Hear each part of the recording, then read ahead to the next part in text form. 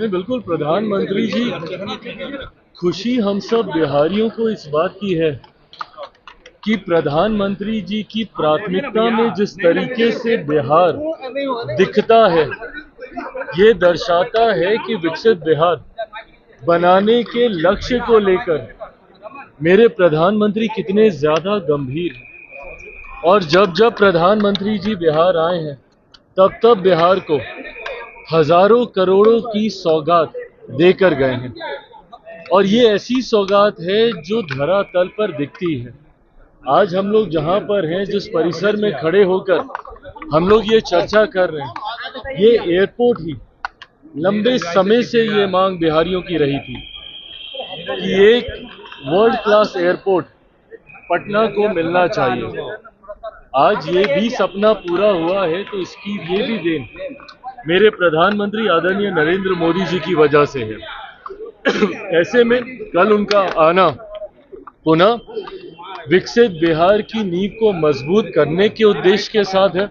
लोकसभा चुनाव में जो जो वादे प्रधानमंत्री जी ने किए थे, उन वादों को पूरा करने की सोच के साथ एक बार फिर प्रधानमंत्री जी बिहार आ रहे हैं। एनडीए को नेशनल दामाद आयोग कहा जा रहा है, तेजस्वी यादव क्या कहेंगे? आपके फैमिली में काफी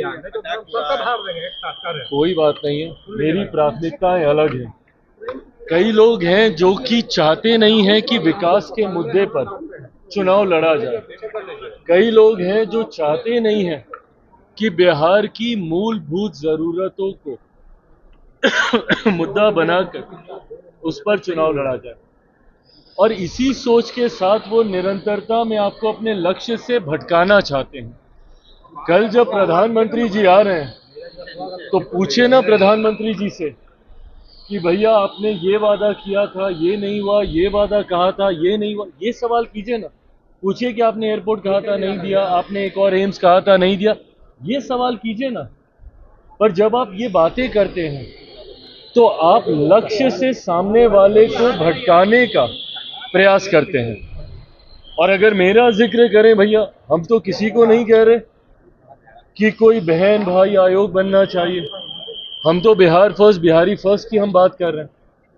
और कोई लाख प्रयास कर ले एनडीए के नेताओं को, हमारे घटक दलों को हमारे मुद्दे से भटकाने का, हम सब प्रधानमंत्री आदरणीय नरेंद्र मोदी जी की सोच, मुख्यमंत्री नीतीश कुमार जी के विकसित बिहार की सोच के साथ, बिहार फर्स्ट, बिहारी फर्स्ट की सोच के साथ हम लोग आगे बढ़ रहे हैं। बाकी जिनको विषय भटकाकर गलत नैरेटिव सेट करने का जो वो प्रयास कर रहे हैं, उसमें वो सफल होंगे नहीं। अम्बेडकर मामले को माफी मांगना चाहिए। देखिए, जिस तरीके से मैं उनके स्वास्थ्य को भी समझता हूं, पर उसके बावजूद जिस तरीके से बाबा साहेब की तस्वीर चरणों में रखकर जिस तरीके से वो दृश्य सामने आए हैं, वो हर उस व्यक्ति को दुखी करते हैं जो बाबा साहेब भीमराव अंबेडकर जी की विचारधारा, उनकी सोच, और मुझे लगता है देश का 140 करोड़ व्यक्ति उनकी उस सोच के साथ सहमत। आज अगर देश चल रहा है तो बाबा साहेब के बनाए हुए संविधान के आधार पर ही चल रहा है, जिसके सामने हर बार मेरे प्रधानमंत्री जी अपना सर नतमस्तक कर देश को उसी आधार पर लेकर जाने के संकल्प को बार बार दोहराने का काम करते हैं। ऐसे में उनका इस तरीके से अनादर, मैं इसको कतई ये नहीं कहूंगा कि सिर्फ दलित समाज या अनुसूचित जाति से आने वाले लोगों की भावनाओं को ही ये ठेस पहुंचाता है।